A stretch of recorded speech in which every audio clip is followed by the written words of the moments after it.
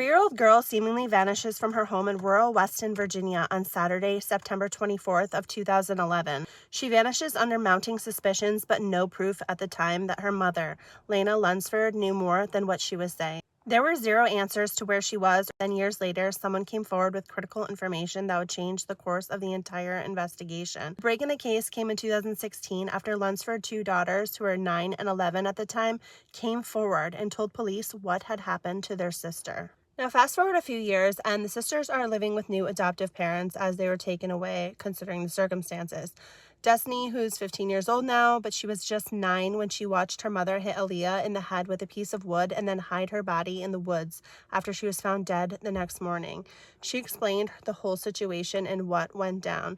Craig and Cammie Cole adopted Destiny and 5 of her siblings about a year after Aliyah disappeared. At the time, the Coles hadn't heard of the Lunsford story, but quickly learned the details, including that her sister's body had never been found, and no one knew for sure what happened to the little girl. We kind of had some suspicions, but we just didn't know what exactly they knew, Craig said.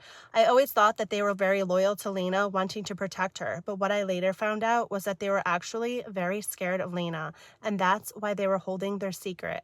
Out of fear, not loyalty. In June of 2016, the Coles got a call from investigators in Lewis County that Aliyah may be alive and that she had been sold to a motorcycle gang.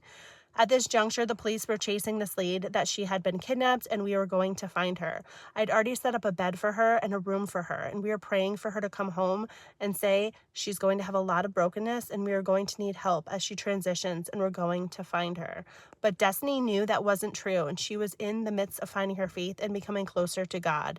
In October of 2016, she said she couldn't keep the secret any longer. She was in the car with her father after leaving a church event when she decided that it was time to tell the truth. And then finally, I was like, I got this. I don't really remember what I said before, but I know I turned to my dad and I was like, I know where Aliyah is. And I was like, well, now I got here and there's no turning back. So I think that was the hardest part, she said. Destiny remembered in detail what happened to her baby sister. I was doing something in a different room and I heard commotion, so I ran to see what was going on, and I did witness our mom take a board to her head and she fell. She said Aliyah kind of collapsed on the floor. I don't really know the time between her going to bed and staying in the corner or whatever, but I do remember mom saying, fine, just stay there. Destiny said Aliyah was already treated differently than the other siblings and had much harsher punishments. When she did go to bed, she wasn't allowed to wear any clothes, and her bed was stripped full of sheets, so it had the regular plastic bed. That is just heartbreaking, guys. She went to sleep, and we felt her head before she went to sleep, and it felt squishy, like I had said. She said that her head hurt really bad. I remember waking up at one point in the night, and she was breathing. She